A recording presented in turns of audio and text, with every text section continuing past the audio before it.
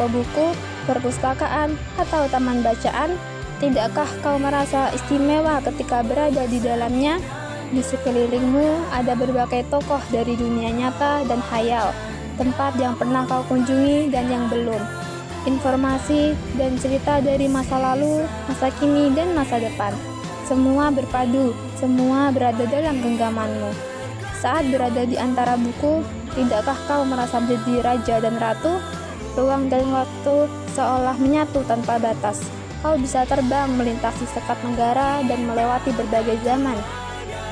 Kau bisa menyelam ke dalam samudera, melayang di angkasa, bercanda dengan aneka satwa, dan berkelana di tengah padatnya kota, juga di rimba raya. Kau tahu, buku adalah jendela dunia, kunci pengetahuan, dan pintu wawasan. Muhammad Hatta, sang proklamator, berkata, "Aku rela di penjara asalkan bersama buku, karena dengan buku aku bebas. Melalui buku, manusia terbebas dari ketidaktahuan. Tempat-tempat yang dipenuhi buku adalah harapan berkembangnya pengetahuan dan wawasan." Melalui buku, manusia terbebas dari ketidaktahuan. Tempat-tempat yang dipenuhi buku adalah harapan berkembangnya pengetahuan dan wawasan. Apa jadinya jika kota tanpa buku? Pantasnya dia disebut kota. Di kota itu mungkin kabar datang dari sumber lain, dari koran, televisi, atau internet. Mungkin informasi datang dari cerita nenek moyang, bagi dongeng-dongeng sebelum tidur. Irama warganya pun tiada beda. Bangun pagi, berterbangan di muka bumi untuk berbagai keperluan, untuk kembali pulang siang atau sore harinya.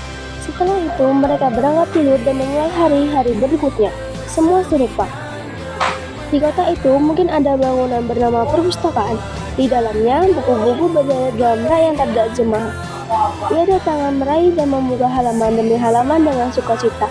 Mungkin juga ada tumpukan buku di sudut-sudut sekolah yang sepi dan berdebu. Jarang dikunjungi, jarang dibaca. Buku-buku di sana teroboh tanpa nyawa. Bagaimana dengan kotamu?